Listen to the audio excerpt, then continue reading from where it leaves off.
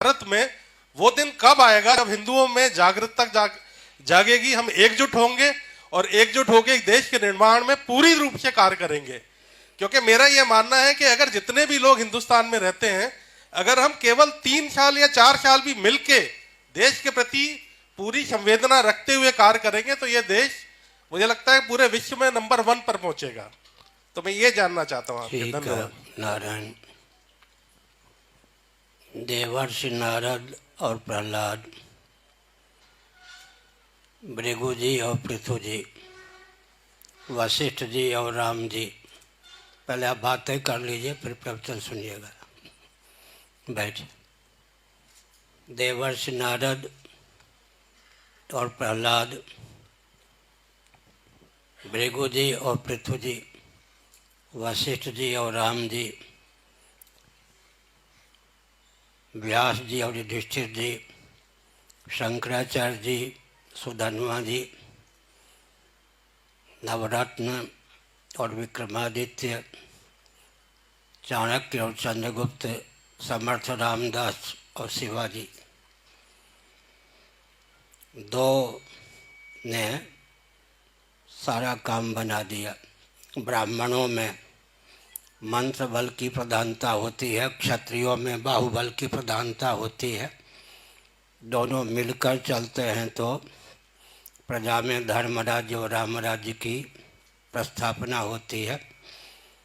2 व्यक्तियों में ठीक से सामंजस्य सध जाए तो सारा काम बन जाता है, बहुमत भी प्राप्त हो जाता है। स्वस्थ व्यूहरचना की आवश्यकता है।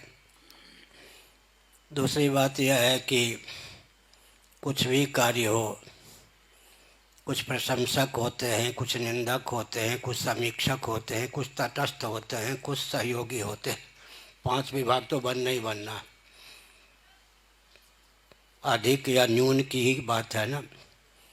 भगवान राम के शासनकाल में भी, युधिष्ठिर जी के शासनकाल में भी, ध्यान से सुनिए, कुछ प्रशंसक हो जाएंगे, सहयोगी नहीं बनेंगे, प्रशंसा करके चुप हो जाएंगे।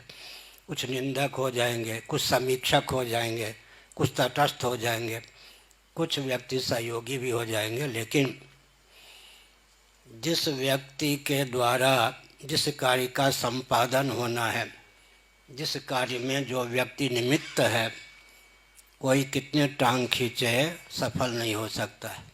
जिस व्यक्ति का जन्म जिस प्रयोजन से हुआ है, अगर वह भी अपने जन्म के प्रयोजन को अन्यथा सिद्ध करना चाहे, सफल नहीं हो सकता है। दूसरे तो क्या हो सकते हैं। इसलिए दृढ़तापूर्वक आगे चलना चाहिए। भर्तृहरि जी ने नीति शतक में एक भाव व्यक्त किया, जो सामान्य व्यक्ति होते हैं विघ्न के भय से कार्य प्रारंभ ही नहीं करते।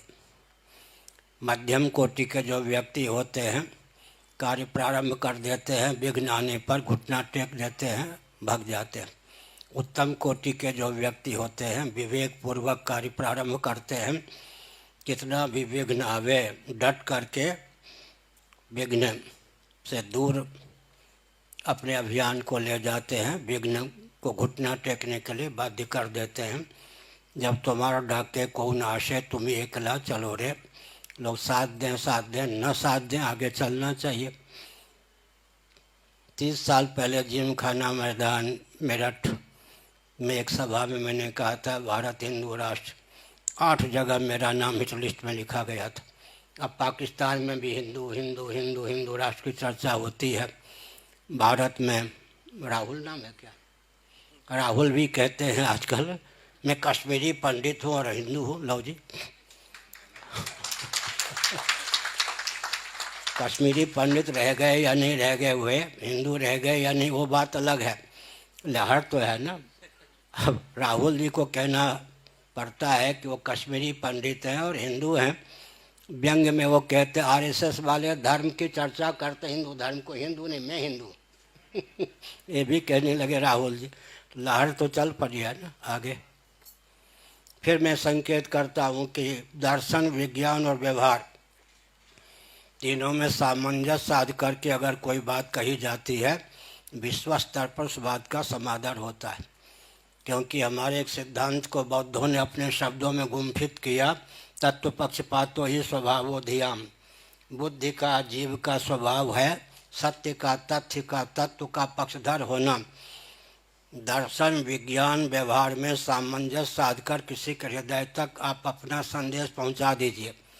वह जीव स्वयं, वह व्यक्ति स्वयं ही सत्य का पक्षधर होगा, उसकी बुद्धि भी सत्य का पक्ष लेगी। एक कुत्ता जिसको आप रोटी का इतना सा टुकड़ा देते हैं, आप जानते हैं कि उतने से उसका पेट नहीं भरेगा, वो भी जानता है कि उतने से उसका पेट नहीं भरेगा। पूंछ हिलाता हुआ, किलकारी मारता हुआ आपके सामने वो रोटी का टुकड़ा खा जाता है।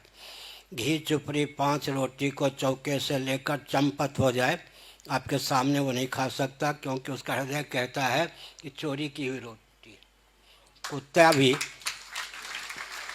ये चोरी की हुई घी चुपड़ियाँ रोटी हैं आपके सामने नहीं खा सकता। वो इतना सा रूखी रोटी का टुकड़ा दे दीजिए, आपके सामने किलकारी मारेगा, कृतज्ञता ज्ञापन करेगा, पूंछ हिलाएगा, खा लेगा।